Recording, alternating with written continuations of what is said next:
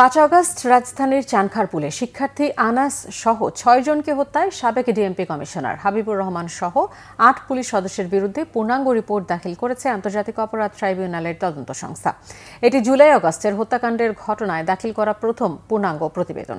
এ ঘটনায় নির্দেশদাতা হিসেবে শেখ হাসিনার বিরুদ্ধেও প্রমাণ পাওয়ার কথা জানিয়েছেন chief prosecutor Tajul Islam. Report Nabil জাহাঙ্গীরের। বৈষম্যবিরোধী আন্দোলনের সময় ৫ আগস্ট রাজধানীর চানখারপুলে দশম শ্রেণীর ছাত্র আনাস সহ ৬ জনকে গুলিতে হত্যা করে পুলিশ। এ ঘটনায় করা অভিযোগ তদন্ত শেষে সাবেক ডিএমপি কমিশনার হাবিবুর রহমান সহ ৮ পুলিশ সদস্যকে অভিযুক্ত করে চিফ প্রসিকিউটরের কার্যালয়ে প্রতিবেদন দাখিল করে তদন্ত সংস্থা। ৮ জনকে আমরা আসামি হিসাবে পেয়েছি।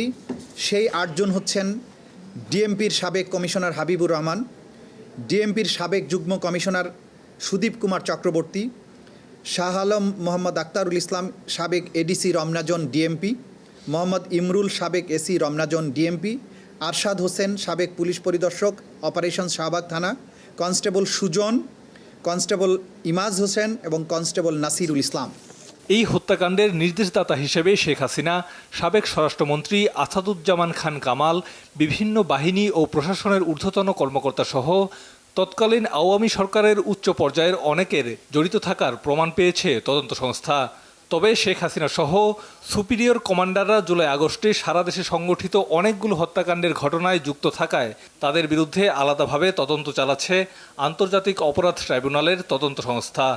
প্রধানমন্ত্রী যিনি সেই সময় ছিলেন, তার সরাসরি নির্দেশে তার নিচের লেভেলে স্বরাষ্ট্রমন্ত্রী, পুলিশের আইজিপি, বিভিন্ন পর্যায়ের আইন শৃঙ্খলা রক্ষাকারী বাহিনীর কর্মকর্তা, বিভিন্ন বাহিনীর কিছু অফিসার, কিছু সিভিল সার্ভেন্ট, এরা এই অপরাধ সংগঠনে সরাসরি প্ল্যানিং, প্রিপারেশন, ওয়ার্ডার এবং সরাসরি সম্পৃক্ততার মাধ্যমে তাদের সম্পৃক্ততা এখানে আমাদের তদন্তে আমরা পেয়েছি।